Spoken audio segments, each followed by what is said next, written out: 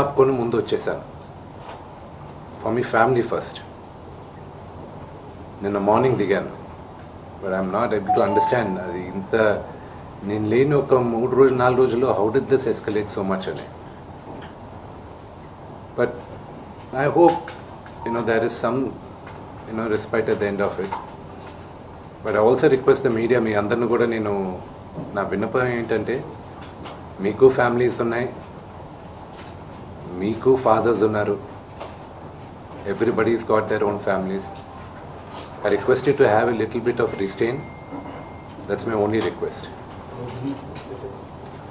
And నిన్న జరిగిన సంగతి, ఒక టీవీ రిపోర్టర్ ఆయనకి గాయాలు తగలడం, ఇట్ ఈస్ రియలీ అన్ఫార్చునేట్. ఉద్దేశపూర్వకంగా ఎవరిని హర్ట్ చేయాలని లేదు. నిన్న మీరు విజువల్స్ చూస్తే, టీవీ విజువల్స్ మీరు కానీ కరెక్ట్గా చూస్తే, గేటు పగలగొట్టుకొని తోసుకొని గేటు ఎరగొట్టి లోపలికి వచ్చేటప్పటికి ఒక తండ్రిగా ఆయన రియాక్ట్ అయిన విధం చాలా తక్కువని నా భావన. కానీ ఆయన ముందుకొచ్చి మీరు విజువల్స్ కరెక్ట్గా చూసుకున్నారంటే, ఆయన మీడియా వాళ్ళకి నమస్కరిస్తూ ముందుకొచ్చారు. ఆయన చేతులు జోడించి నమస్కరిస్తూ ముందుకు వస్తే, ఎవరో ఒకరు ముందుకొచ్చారు, ఏదో మొహం మీద పెట్టారు, ఆ హీట్ ఆఫ్ ద మూమెంట్లో జరిగిందే కానీ ఉద్దేశపూర్వకంగా ఒక వ్యక్తిని కొట్టాలని కానీ, ఒక వ్యక్తి పైన ఆగ్రహం చూపించాలని కానీ వ్యక్తిగతంగా లేదు. ఆయన గాయపడిన వాళ్ళ ఫ్యామిలీతో నేను టచ్లో ఉన్నాను, వాళ్ళ ఫ్యామిలీ మెంబర్తో మాట్లాడాను, వాళ్ళకి చెప్పాల్సింది మేము చెప్పాం.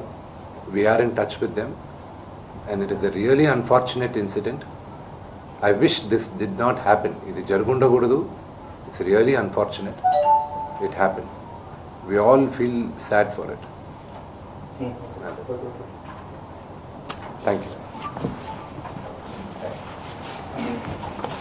అంటే విష్ణు గారు, నోటీస్ కూడా ఇచ్చారు కదా సార్, మీరు ఎప్పుడు హాజరవుతున్నారు, అసలు ఫోటోలో కూడా స్టేషన్ వేసిన పరిస్థితి. సారీ అండి, మోహన్ బాబు గారితో పాటు మీకు కూడా నోటీస్ ఇచ్చారు ముఖ్యమైన పోలీసు వాళ్ళు. అసలు ఆ పిటిషన్ మీరు రెస్పాండ్ అవుతున్నారా, కోర్టుకి వెళ్తున్నారు? ఈరోజు 10:30 మీరు హాజరవుతున్నారు సార్. నాకు ఒక్కటి అర్థం కాదు ఏంటంటే, రచ్చకొండ పోలీస్ స్టేషన్లో చేసేది, మాకు నోటీసులు రాకముందు మీడియాకి రిలీజ్ చేస్తున్నారు. It is really unfortunate. ఇది ట్రయల్ బై మీడియానా, లేకపోతే do they really want to resolve something? I really need to understand that. ఈరోజు మార్నింగ్ న్యూస్ పేపర్స్లో నాన్నగారి గన్స్ సరెండర్ చేయాలి అని చెప్పి నాన్నగారికి నోటీస్ జారీ చేసిందని చెప్పారు. ఈరోజు మార్నింగ్ 10:55 మాకు వచ్చి నోటీస్ ఇచ్చారు.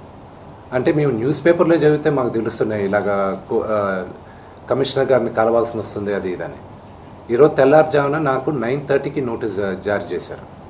I don't understand why I was called, but out of respect to the commissioner నేను ఆయన కలుస్తాను. కానీ 9:30కి నాకు నోటీస్ ఇచ్చి 10:30కి వచ్చి హాజరవ్వమంటే ఆన్ వాట్ బేసిస్ నన్ను పిలిచారు? Do they know that I was not in the country? నేను అసలు కంట్రీలోనే లేను. నేను మార్నింగ్ వచ్చాను. And what basis are they calling me? What protection has I given my father?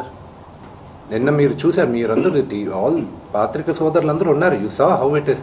మీ ఇళ్ళపైకి కానీ అలాగ ఎవరైనా వస్తే do you feel safe? It's really unfortunate. అది ఇంకా respecting the chair of the commissioner, వాళ్ళు పిలిచారు కాబట్టి నేను కలుస్తాను. కలవాల్సిన అవసరం నాకు లేదు. As per law I don't have to meet them. Summons icharu randi ante they are wrong, because legally I came yesterday morning, but out of respect to the chair I'll go and talk to them.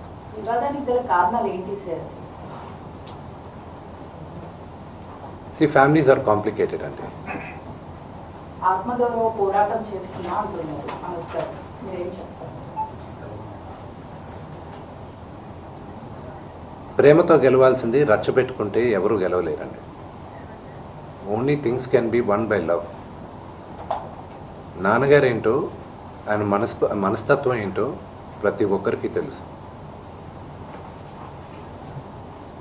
అంటే అంటే నాన్న చిన్నప్పటి నుంచి నన్ను చాలా ఇష్టంగా ప్రేమగా చూశారు, కేవలం మీ వల్ల మాత్రమే ఇదంతా కూడా జరుగుతుంది అని ఆరోపిస్తున్నారు. మీరు శత్రువుగా చూస్తున్నారు, తమ్ముడుగా చూస్తున్నారు. వినయ్ రెడ్డి అనే ఆయన ఇద్దరు కలిసి ఆయన గురించి నెగిటివ్ గా మీరు పోర్ట్రే చేశారు, అందుకని ఇష్యూకి కారణమైంది అని అంటున్నారు. నాన్న మీద ఎప్పుడూ నాకు గౌరవం ఉంటుంది అని చెప్తున్నారు మనసులో. మీరేం చెప్తారు? దాని గురించి చెప్పేది ఏం లేదండి. వాళ్ళు పొట్టజించుకుంటే